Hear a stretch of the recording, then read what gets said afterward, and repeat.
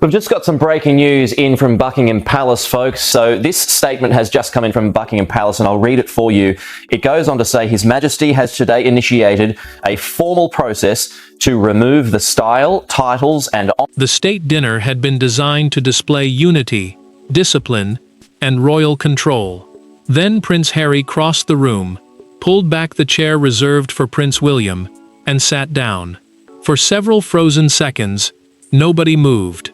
King Charles stared toward the place meant for his heir, pushed his own chair away from the table, and stormed out, turning one deliberate act into the most humiliating royal confrontation of his reign. Before we go deeper into what this really means for the royal family, make sure to subscribe so you don't miss a single update. Harry entered the dining chamber with eyes measuring him. A household aide leaned close and warned that the seat was reserved, but the younger prince ignored him, gripped the chair, and sat moments before William appeared. The state dinner, a royal banquet honoring foreign guests, depended on exact seating because every place reflected rank, duty, and constitutional order. William's chair stood beside Catherine and directly across from Charles, so nobody could mistake Harry's choice for confusion. Charles stayed silent. He watched his son rest one hand on the table, as though daring anyone to challenge him, and the king's face hardened beneath an impossible choice. If he reacted, he would expose the family's fracture before diplomats and officials. If he remained silent, he would allow Harry to occupy the place assigned to the future king. Camilla sensed the danger. The queen consort leaned toward her husband and whispered that he must not give the room the explosion it expected. Yet her warning sharpened his humiliation. William stopped at the doorway. Disbelief crossed his face first, followed by anger that he fought to contain. Catherine watched the prince remain standing, while his brother sat in the place carrying his name, and she understood why the insult cut deeper than ceremony. The chair represented succession, the ordered transfer of the crown from monarch to heir, and Harry had turned that symbol into a weapon against both men.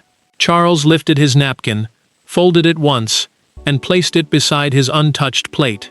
The monarch pushed back his chair with enough force to silence the chamber.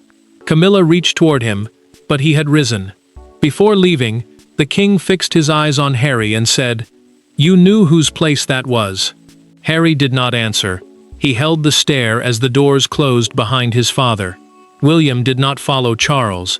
Instead, he crossed the room, stopped beside the stolen chair, and faced the brother who had forced the palace's private wound into public view. But Charles's departure was only the first rupture, because the two brothers were now standing face to face beside the chair that had divided them. To everyone else, it was a chair. To William, it represented duty, succession, and years of carrying a future he had never been permitted to escape. To Harry, it represented the place from which he believed he had been pushed aside. Yet the deepest wound belonged to Charles, who had entered the dinner hoping to present his sons beneath one roof, and left, after watching their oldest resentment become a public challenge to the crown. William stood behind the occupied seat and forced himself to speak quietly. The prince knew that succession, the legal order deciding who inherits the throne, made his place beside the king more than a matter of comfort. It reflected the responsibilities he carried whenever family conflict threatened public confidence in the monarchy. Harry understood that meaning too.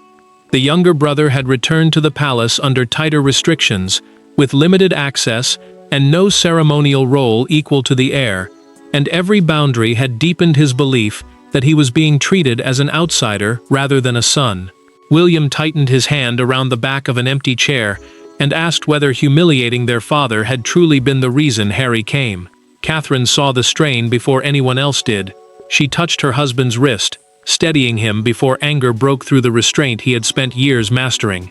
Harry looked at the princess briefly, then turned back to his brother and said he was exhausted by being told where he could stand, where he could sit, when he could speak, and whether he still belonged. The answer made clear that this was not a careless mistake. It was years of resentment condensed into one deliberate act. Harry then disclosed, through a private exchange recorded in the household's internal dinner notes, that he had asked palace officials earlier that week to be seated nearer to Charles. The request had been refused without negotiation. He said the rejection proved that the palace had already decided how distant he was meant to remain. William's expression changed. The future king revealed that the seating request had not been rejected by an aide or committee, but personally by their father. Charles had seen the danger coming and had tried to prevent the dinner from becoming another battlefield. A senior aide approached with measured steps and asked Harry to leave the chair immediately. The Duke did not rise. He placed both hands on the table and said he would move only when the king returned, and explained the decision himself. William stared at him in disbelief, while Catherine kept her hand close to his arm. What had begun as a wounded brother's protest had now become a direct challenge to royal authority, and the reason Charles had feared this exact challenge could be traced back to a private ceremony where Harry had already crossed a line no one inside the palace could forget. The confrontation did not begin at the state dinner. Its true origin lay 6 weeks earlier, inside a private Windsor ceremony, attended by only a handful of relatives and senior courtiers. That afternoon, Harry had been offered a carefully limited place within the family gathering. Instead of accepting it, he challenged William's precedence in front of Charles, and forced the king to make a decision that transformed private resentment into a coming act of defiance. Charles had arranged the Windsor gathering to honor William's expanding responsibilities and reinforce the bond between monarch and heir. The family honor was a formal recognition placed into the royal record, meaning it would become part of the official account of service and succession. For the king, the ceremony was meant to show continuity. For Harry, it showed distance. He had been invited as a relative but given no ceremonial role, leaving him seated behind working royals while his brothers stepped forward under their father's approval. Harry endured the presentation in silence, but the private reception shattered that restraint. He approached Charles without an aide beside him and demanded that his own name be entered in the official family record next to William's. The request was preserved in a documented household account prepared after the gathering. Charles refused immediately. The monarch told his younger son that affection could not erase responsibility, and that royal duty was earned through service, not restored through personal pressure. Harry's anger rose. He accused his father of using duty as a shield for favoritism, saying William was given importance before he even entered a room. Charles warned him not to confuse difference with rejection, but the younger prince pushed harder. William overheard the final exchange and stepped between them, trying to lower the temperature before the argument spread through the reception. Harry turned toward his brother and said, "You never have to ask for a place. They build the room around you." The words left the future king visibly shaken, because they transformed his burden into proof of another man's exclusion. Charles ended the confrontation with a decision that carried hidden consequences. He ordered all future ceremonial seating to receive direct approval from his office, meaning no royal placement could be changed without the king's personal consent. The restriction was designed to prevent Harry from forcing another display of equality through symbolism. Yet before leaving Windsor, the Duke noticed a preliminary state dinner plan resting inside an aides folder. William's name appeared beside the monarch. In that instant, Harry saw both the boundary and the target. Back in the dining chamber, Charles finally understood the truth. His son had not acted on impulse. The challenge had been forming since Windsor. With the hidden trigger finally exposed, Charles returned to the dining room, not as a wounded father, but as a king prepared to confront the son who had planned his defiance. When the doors opened again, the room expected servants, advisors, or an announcement that the dinner had been cancelled. Instead, Charles returned alone. His face was calm, but the calm carried more danger than anger. Harry remained in William's chair. William stood several feet away. Then the monarch walked directly between his sons, placed one hand on the table, and demanded an answer to the question everyone else was too frightened to ask. Charles had spent several minutes in an adjoining chamber, while senior household officials urged him to remain away and let them remove Harry quietly. The king rejected that advice. Household officials are the senior staff responsible for protecting royal order and managing formal events, but he knew handing them this confrontation would make him appear unable to control his own family. Across the room, Foreign guests remained seated in complete silence. William had been offered another place, yet the prince refused it, because sitting elsewhere would turn his brother's insult into an accepted fact. Charles stopped directly before Harry. He did not shout. He did not look toward an aide for support. "Did you take that chair to wound your brother, or to challenge me?" he asked. The younger son stared back and said he had taken it because every decision inside the palace told him he no longer had a father, only a monarch who measured his children by usefulness. Charles flinched, but the pain vanished beneath control. The king answered that Harry had taken a private grievance and turned it into a spectacle, using William's position to punish every person present. Harry gripped the chair and refused to rise. He demanded that Charles admit the seating arrangement had been designed to humiliate him. The monarch now faced a brutal choice: defending protocol, the formal rules governing royal rank and conduct, would make him sound cold, but surrendering would destroy the authority he had returned to defend. William finally stepped forward. He told his brother that the chair was not the deepest betrayal. The true betrayal was forcing their father to choose between protecting his son and protecting the crown. Charles looked from one brother to the other and made the decision nobody expected. He ordered every diplomat, courtier, and household official to leave the chamber immediately. The guests rose without protest. The doors closed one final time, stripping away ceremony, witnesses, and every layer of protection around the family. Once the guests were removed, the dinner ceased to be a ceremony and became a private struggle over who still possessed the power to define Harry's place. With the chamber emptied, the silence changed. There was no audience left to impress, and no ceremony left to preserve. Camilla stood beside Charles, Catherine remained near William, and Harry still occupied the disputed chair. What followed was no longer about etiquette. It was about control: who could command the room, who could influence the king, and whether William would demand the punishment of his own brother or protect him one final time. Charles knew he had the authority to remove Harry at once. The king could also restrict his future access to palace events, meaning the younger son would need direct approval before entering official royal spaces again. Yet power carried danger. A decision made in anger could turn Harry into a public symbol of rejection, feeding the very grievance that had brought them to this point.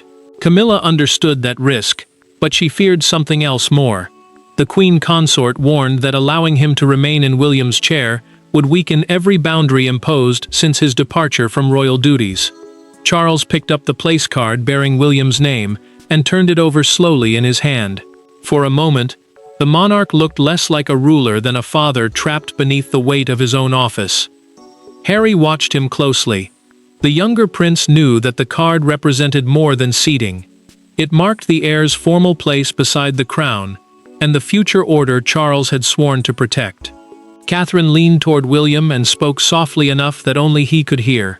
She told the prince that he had to decide what mattered more: restoring his chair or removing his brother. Demanding both, she warned, might destroy the final path back between them. William looked at Harry, then crossed the room toward his father. He asked that the Duke be given one last chance to stand voluntarily. The future king wanted obedience, but not permanent exile. Camilla did not agree. She warned William that mercy would be read as weakness, and that Harry had already used restraint against them once. The prince answered that punishment could defend the institution while still destroying the family. Charles listened to both, then made his choice. The king accepted William's request, but attached one condition. If Harry refused again, his invitation to every future state occasion would be personally revoked. William turned toward his brother. His voice remained calm, but the ultimatum carried the full weight of what came next. One movement could preserve Harry's last connection to royal life. One refusal could end it. The decision now rested not in Charles's command, but in whether Harry could rise from the chair without believing he had surrendered his last claim to belonging. William gave Harry 10 seconds. There was no shouting, no dramatic countdown, and no guard waiting at the door. The heir simply stood before his brother and asked him to rise. Harry looked at Charles, then at the place card still held in the king's hand. For one brief moment, It appeared he might surrender the challenge. Instead, he leaned back in William's chair and forced his father to carry out the threat. William kept his voice low because this was meant to be a final personal appeal, not an official order. The prince was offering Harry a path out without public defeat, a way to stand as a brother rather than be removed as a subject. Charles remained silent. The king wanted the decision to be unmistakably voluntary, not something his younger son could later describe as force, humiliation, or physical expulsion. That silence made the room feel even heavier. Harry's face tightened when William said, "Stand up, and we can speak as brothers." The Duke looked at him for several seconds, then answered that they had stopped speaking as brothers long before that evening. William did not argue. He absorbed the words without movement, but Catherine saw the change immediately. The princess watched anger drain from her husband's face and grief take its place, as he realized Harry was choosing the confrontation over the final hand being offered to him. Charles finally lowered the name card. His voice was controlled when he told his younger son that the state dinner invitation was withdrawn at once. A state occasion is an official royal event held on behalf of the crown, and from that moment forward, Harry would attend none without the monarch's written approval. The decision did more than end the evening. It placed a formal barrier between the Duke and the royal life he still claimed had been taken from him. Harry rose only after the punishment was announced. That single movement exposed the cruelest truth of the night. He had been capable of standing all along, but had remained seated until the consequences could no longer be reversed. Before leaving, he placed William's name card in front of his brother and said, "You can have the place. That was never what I wanted." Charles heard the words and understood that the real target had not been the chair. It had been his refusal to recognize the pain behind the rebellion. Later that night, William found Harry alone in a corridor, coat still in hand, waiting instead of leaving. Beyond the emptied dining room, the brothers would finally confront the wound beneath the chair and decide whether anything personal remained after the royal punishment. Harry was standing alone when William found him. No aides waited nearby. No cameras recorded the meeting. Beyond the closed doors, the palace was already managing the consequences. But in that narrow corridor, there was no king, no heir, and no disputed chair. There were only two brothers carrying different versions of the same childhood, and a final conversation that neither institution nor protocol could conduct for them. William stopped several feet away and saw that Harry was still holding his coat without making any attempt to leave. The prince understood what that hesitation meant. Part of his brother had been waiting to see whether he would follow. Without Charles or Camilla present, the argument lost its constitutional weight. The formal importance attached to the crown, succession, and royal authority, and became something more painful. Two men were now facing the same family history from opposite sides. William asked why Harry had chosen the chair instead of speaking to him privately. The younger brother answered through a recorded conversation, later documented in the household's confidential account, that private talks had always ended the same way: sympathy, promises, and no real change. He said seeing William's name beside Charles made him feel erased before the dinner had even begun. To Harry, the seating plan was proof that the palace still knew exactly where it wanted him, close enough to be seen, but never close enough to belong. William absorbed the words, then answered with a pain he had hidden all evening. He said he had never chosen to become the symbol of everything Harry believed he had lost. The future king reminded him that every attack on his position also wounded the brother who had once defended him, covered for him, and tried to hold their relationship together. Harry looked away, but he did not deny it. Harry finally admitted the darkest truth. He had known Charles would walk out. The Duke had counted on the king's reaction, exposing the family division before everyone in the room. William told him that engineering their father's humiliation had not exposed the wound. It had deepened it. That sentence broke through where anger had failed. Harry acknowledged that resentment had become more important than the people he claimed to want back. The brothers did not embrace. They did not forgive everything in one night. Harry agreed to leave quietly, and William promised to tell Charles exactly what had been said. It was not reconciliation, but it was the first honest step away from open rebellion. By dawn, the private confession would become a public crisis, and one image from outside Buckingham Palace would define how the world understood the night.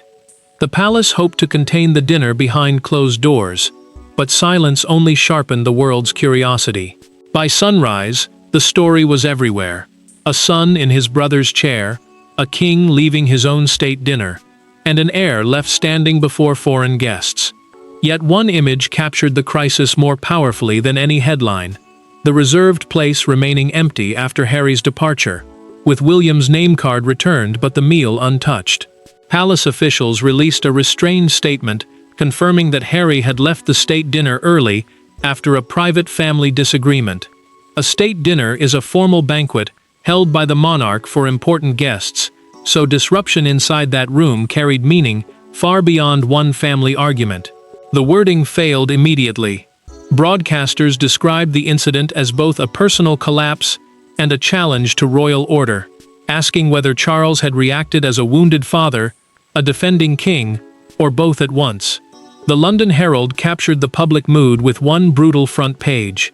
Beneath the headline, "The Seat Between Two Sons," appeared the empty chair, William's card restored in front of it, and Charles's abandoned place visible across the table. The image needed no explanation. It reduced years of tension to two untouched settings and one family divided by rank, resentment, and silence. Charles read the newspaper alone at breakfast. The monarch folded it slowly, placed it beside his plate, and left his tea untouched. For the first time, he understood that his private anguish had become a national symbol. Outside Buckingham Palace, crowds gathered near the gates. Some praised the king for defending William's place, while others held signs urging him not to lose his younger son forever. The argument had escaped the palace and become public property. William refused repeated requests from advisors to condemn Harry. The prince insisted that the official response must not turn one painful act into a campaign against his brother. That decision unsettled Charles. When the king learned through a confidential household briefing that his heir had spoken privately with the duke after the punishment, he feared William had offered concessions that might weaken the boundary already imposed. The answer arrived before midday. William requested a final meeting with his father, and entered carrying the recovered place card. He had come to explain what Harry admitted in the corridor, why the chair had never been the true target, and what the monarchy now had to do if it wanted to protect authority without destroying the final remains of a family. The public had delivered its judgment in headlines, but the final verdict would be decided privately between Charles and William over the name card that started it all. Charles did not reverse the punishment. Harry would no longer enter state occasions on personal expectation, and William's position would never again be treated as a stage for family protest. Yet when the heir placed the recovered name card before his father, the king understood that authority alone could not repair what had happened. The chair had been restored, the order had survived, but the illusion of a family united beneath the crown was gone forever. William met Charles privately the following morning, and placed the card between them. The prince confirmed that Harry had taken the chair deliberately, not because he misunderstood the seating plan, but because he wanted his exclusion recognized. A state function is an official event carried out on behalf of the monarchy, so challenging the heir's place inside one was also a challenge to royal order itself. Yet William added something his father had not expected. Harry had admitted the cruelty of humiliating him. The remorse did not erase the offense, but it proved that anger had not completely destroyed conscience. Charles signed a formal instruction requiring his younger son to receive written approval before attending future state functions. The king preserved the boundary announced during the dinner, but rejected Camilla's recommendation of a complete personal ban. The queen consort believed distance would prevent another challenge. He answered that official access could be restricted without permanently closing every private path between father and son. Authority would stand, but exile would not become revenge. William made his own request. He asked that no palace official use the incident to attack Harry publicly, insisting that defending succession the lawful order through which the crown passes to its next holder, did not require destroying his brother's dignity. Charles agreed. Then the monarch admitted what he had concealed beneath control. Storming out had not been strategy. It had been the reaction of a father who could not bear watching one son erase the other before an entire room. Harry left Britain without returning to the palace. The Duke understood that his protest had gained attention, but it had cost him the freedom to enter royal life on his own terms. Charles retained control. William's position remained secure. Harry finally faced the destructive edge of resentment that had once felt like courage. Charles placed William's name card inside a private desk, rather than returning it to the household. The small object became a warning that the crown's most dangerous battles were not fought against outsiders, but between those who shared its blood. The chair returned to its rightful place, but every person in that room understood the final truth. The monarchy had protected its future only by admitting that its family could never return to its past. Thanks for watching. Please don't forget to like and subscribe, and we will see you in next one.